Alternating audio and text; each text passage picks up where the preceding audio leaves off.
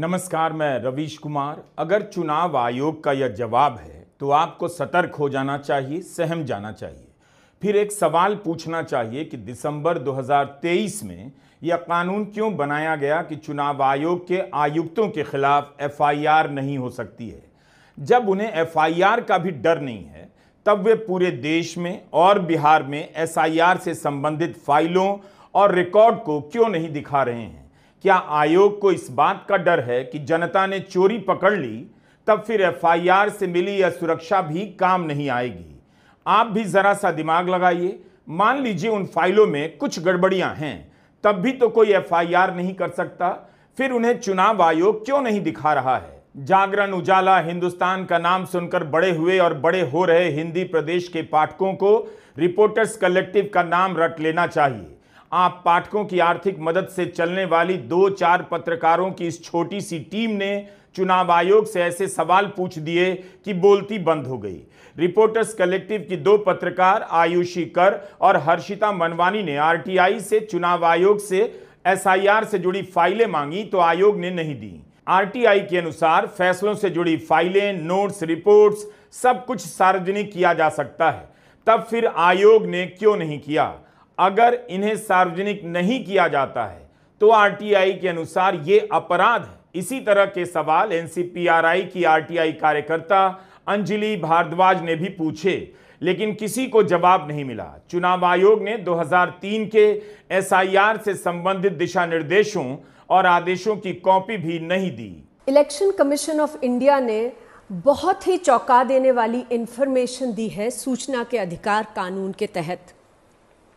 जो एसआईआर की एक्सरसाइज चल रही है बिहार में अभी स्पेशल इंटेंसिव रिवीजन की, जिसे अब चुनाव आयोग कह रहे हैं कि वो पूरे देश में लागू करने वाले हैं, उसके बारे में आरटीआई कानून में ये एक सवाल पूछा गया कि जो डिसीजन लिया गया ये इतनी बड़ी एक्सरसाइज करने का, उस डिसीजन को लेते समय जो भी डिलिब्रेशंस हुई, बातचीत हुई, उनकी फाइलें हमें दे दी जाएं।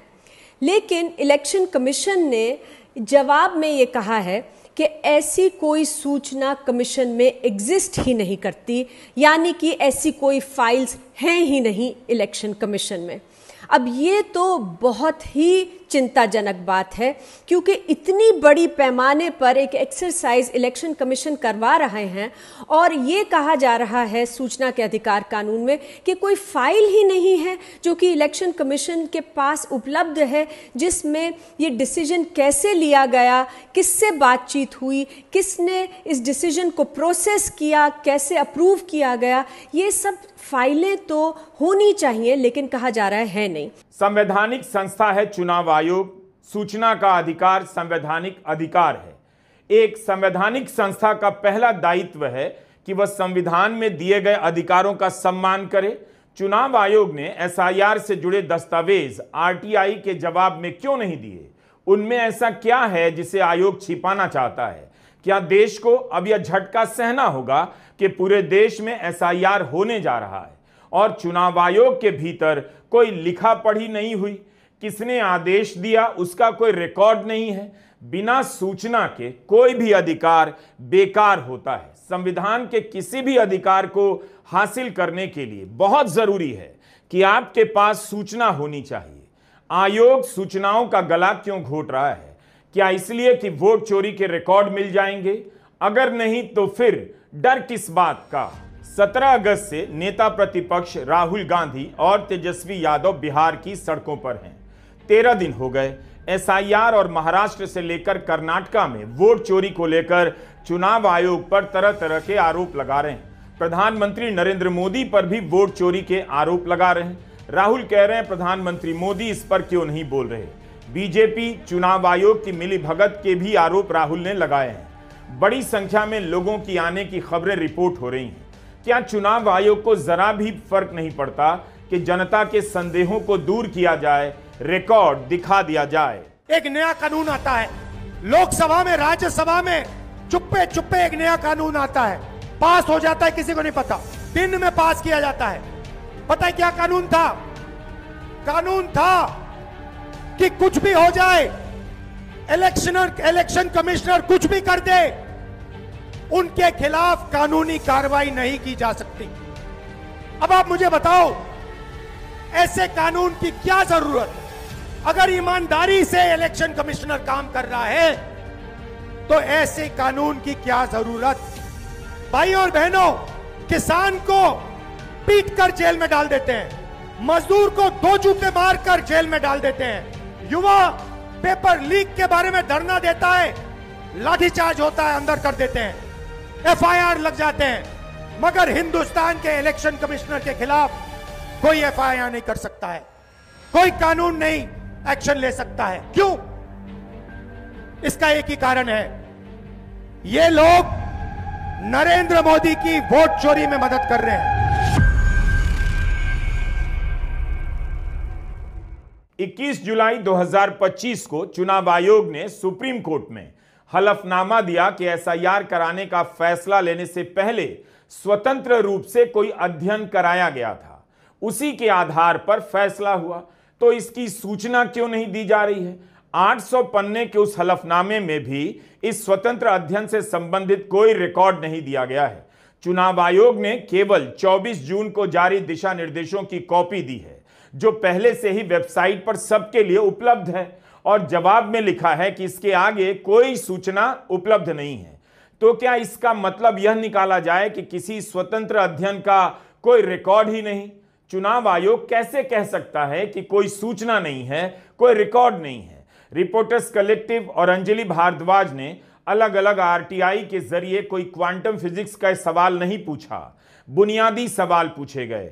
आपको भी जानना चाहिए कि किस तरह की जानकारी चुनाव आयोग से मांगी गई।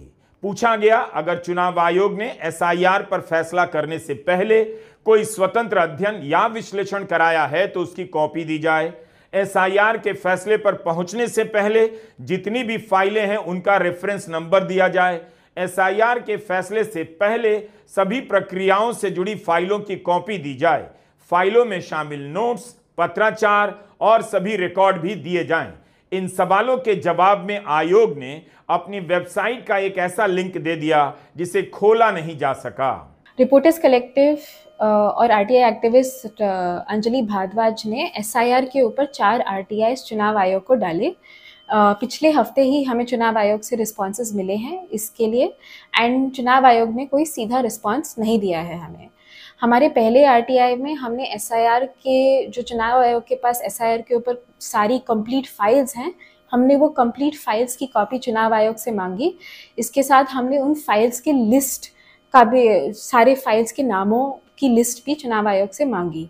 चुनाव आयोग ने इसके रिस्पॉन्स में हमको एक लिंक दी है जो हम खोल नहीं सकते, क्योंकि वो चुनाव आयोग के किसी इंटरनल वेबसाइट की लिंक है, और उन्होंने कह दिया है कि ये जो कंप्लीट इंस्ट्रक्शंस हैं वही सेल्फ एक्सप्लेनेटरी हैं। चुनाव आयोग एक्नॉलेज भी नहीं करना चाहता कि उनके पास एसआईआर के ऊपर कंप्लीट फाइल्स है, और वो उन कंप्लीट फाइल्स के नाम हमें नहीं देना चाहता। ये सीधा जवाब नहीं है जो चुनाव आयोग ने हमें दिया है। इन द सेकेंड आरटीआई हमने चुनाव आयोग से पूछा कि क्या उन्होंने लॉ मिनिस्ट्री से लीगल कंसल्टेशन ली before they announce the SIR. उस पे चुनाव आयोग ने हमें कह दिया है कि उनके पास कोई इन्फॉर्मेशन अवेलेबल नहीं है। आप ये समझिए कि एसआईआर अभी सुप्रीम कोर्ट में चैलेंज हो रहा है, पर चुनाव आयोग हमें ये कह रहा है कि उन्होंने कोई लीगल कंसल्टेशन इस एसआईआर के लिए नहीं लिया है। चुनाव आयोग का हर फैसला इतिहास का एक अहम दस्तावेज है, उसे बिल्कुल साझा करना चाहिए। इसमें गोपनीयता का कुछ भी मामला नहीं। इसी से जुड़ा एक अन्य प्रसंग है। हम नहीं जानते कि कोर्ट में सील बंद लिफाफे की प्रथा कब शुरू हुई, लेकिन 2014 के बाद से मोदी सरकार ने अदालत को ही सील बंद लिफाफा देना शुरू कर दिया। इसके अनेक उदाहरण मिल जाएंगे। जज लोया की मौत के मामले में महाराष्ट्र सरकार ने सुप्रीम कोर्ट में सील बंद लिफाफा दिया। रफाल मामले में भी दिया गया। वन रैंक वन पेंशन से लेकर केरला के न्यूज चैनल मीडिया वन के मामले में केरला हाई कोर्ट में सील बंद लिफाफा दिया गया। सुप्रीम कोर्ट में इलेक्टोरल बॉन्ड के मामले में चुनाव आयोग ने सील बंद लिफाफा दिया। कोर्ट ने आदेश दिया कि उनमें जो दस्तावेज हैं उसे चुनाव आयोग अपनी वेबसाइट पर अपलोड करे। आयोग को सुप्रीम कोर्ट में अर्जी लगानी पड़ी कि सील बंद लिफाफा वापस कर दीजिए। तत्कालीन चीफ जस्टिस डीवाई चंद्रचूड़ ने ओआरओपी के मामले को सुनते हुए कहा कि हम कोई भी गुप्त दस्तावेज सील बंद लिफाफे में नहीं लेंगे, इसके खिलाफ हूं। कोर्ट में पारदर्शिता होनी चाहिए। यह तो आदेश को लागू करने से जुड़ा मामला है, इसमें गोपनीयता क्या है? उन्होंने कोर्ट के सामने ओआरओपी के मामले में जवाब पढ़ने के लिए कह दिया। इसी तरह केरला के मीडिया वन चैनल पर बैन लगा। केरला हाईकोर्ट में केंद्र सरकार की तरफ से जांच एजेंसी ने सील बंद लिफाफा पेश किया और बैन को जारी रखा गया। इसके खिलाफ जब सुप्रीम कोर्ट में सुनवाई हुई तब के मुख्य न्यायाधीश डीवाई चंद्रचूड़ ने केंद्र सरकार से कहा, आप बैन से संबंधित फाइलें चैनल से साझा क्यों नहीं कर सकते ताकि वे अपना बचाव कर सकें। इन फैसलों के संदर्भ में देखें तो एसआईआर के मामले में कुछ भी गोपनीय नहीं हो सकता। प्रक्रियाएं और आदेशों से जुड़ी फाइलें ही तो मांगी जा रही हैं जो चुनाव आयोग ने नहीं दी। इतने बड़े स्तर पर एसआईआर हो रहा है तो उम्मीद यही की जानी चाहिए कि इसे लेकर कुछ तो विचार विमर्श हुआ होगा, दूसरी संस्थाओं और विभागों से पत्राचार हुआ होगा, मंत्रालयों को चिट्ठी गई होगी, जिलाधिकारियों को लिखा गया होगा। इसकी फाइल कैसे नहीं होगी? बिना रिकॉर्ड के यह काम हो ही नहीं सकता। क्या चुनाव आयोग यह चाहता है कि जनता इसे ही जवाब मान ले? इसके तो तीन ही मतलब हो सकते हैं। या तो इलेक्शन कमीशन ऑफ इंडिया के जो पब्लिक इंफॉर्मेशन ऑफिसर हैं वो झूठ कह रहे हैं, फाइल नहीं दे रहे हैं। दूसरी चीज़ ये पॉसिबल है जो कि और भी चिंताजनक है, वो ये कि एक बहुत ही गलत तरीके से, बहुत ही गोपनीय तरीके से काम हो रहा है, आर्बिट्ररी तरीके से इलेक्शन कमीशन में, जहां पर इतने बड़े डिसीजंस भी जो हैं जब वो लिए जा रहे हैं, जो बातचीत हो रही है मिनिस्ट्रीज के साथ में, आपस में इलेक्शन कमीशंस की, वो सब मौखिक हो रही है, लिखित रूप में कुछ है ही नहीं, कोई फाइल्स मेंटेन ही नहीं की जा रही। और तीसरी पॉसिबिलिटी ये है कि इलेक्शन कमीशन में ये डिसीजन प्रोसेस ही नहीं किया गया, अप्रूव ही नहीं किया गया, इलेक्शन कमीशन के बाहर कहीं ये डिसीजन लिया गया है। ये तीनों ही पॉसिबिलिटीज जो हैं बहुत ही भयानक हैं।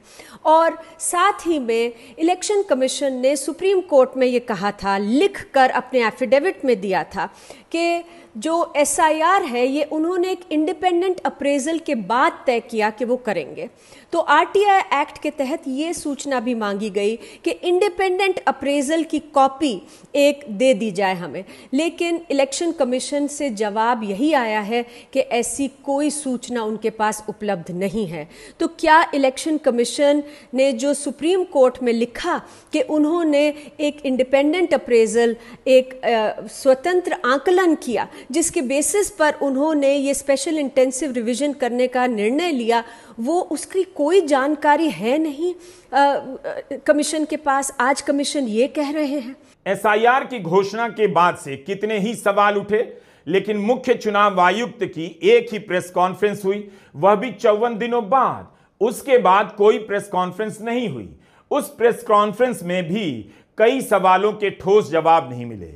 क्या यह मान लिया जाए कि वोट चोरी के आरोपों का चुनाव आयोग के पास कोई ठोस जवाब नहीं? देश भर में और बिहार में एसआईआर का फैसला किस तरह से लिया गया, इसकी प्रक्रियाओं से जुड़ी पहली फाइल कब बनी, अफसरों ने किस किस स्तर पर क्या क्या नोट लिखे, किस तरह के दस्तावेज फाइल में लगाए गए, इसका रिकॉर्ड जब कानूनन दिया जा सकता है तो क्यों नहीं दिया गया? अंजलि भारद्वाज की आरटीआई के जवाब में आयोग ने यह नहीं कहा कि कानूनन आप हमसे फाइलें नहीं मांग सकती हैं, बल्कि यह कहा कि ऐसी कोई सूचना नहीं।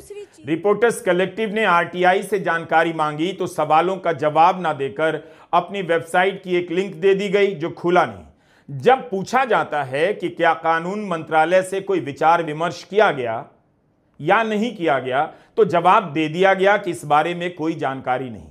आयोग जनता से 30 दिनों में प्रमाण पत्र मांग रहा है और खुद दस्तावेज नहीं दे रहा। अगर कोई दस्तावेज देने के लिए नहीं है तो फिर इस चुनाव आयोग को कौन चला रहा है? चुनाव आयोग कैसे चल रहा है? अगर आयोग के बाहर फैसला नहीं हो रहा है तो आयोग दिखाए कि उसके भीतर फाइलों में क्या क्या रिकॉर्ड दर्ज है। आखिर चुनाव आयोग को क्या क्या छिपाना है? वह फाइलें सार्वजनिक क्यों नहीं कर रहा है? वोट अधिकार यात्रा में हर दिन वोटर लिस्ट को लेकर तरह तरह के आरोप लग रहे हैं। कई तरह के खुलासे आ रहे हैं। हरियाणा और महाराष्ट्र के विधानसभा में वोट चोरी के आरोप लग रहे हैं। 13 दिनों से बिहार की जनता राहुल गांधी को वोट चोरी के मुद्दे पर सुन रही है, पूछ रही है कि 2024 के लोकसभा में महाराष्ट्र में कांग्रेस के गठबंधन का प्रदर्शन बीजेपी के गठबंधन से कहीं ज्यादा अच्छा रहा। बीजेपी कई सीटें हार गई, लेकिन 5 महीने के बाद जब विधानसभा चुनाव हुए, कांग्रेस का गठबंधन हारा ही नहीं, हवा में उड़ गया। कांग्रेस गठबंधन को केवल 46 सीटें आईं। गठबंधन के एक उम्मीदवार बलराम पाटिल ने तो चुनाव से पहले ही 85,000 से अधिक डुप्लीकेट वोटर होने के आरोप लगाए, दस्तावेज जुटाए और दिए, लेकिन उन्हें नहीं हटाया गया। मामला कोर्ट में गया, तब भी राहत नहीं मिली। महाराष्ट्र में पोलिंग बूथ के वीडियो मांगे गए तो कहा गया बहु बेटियों की प्राइवेसी का सवाल है।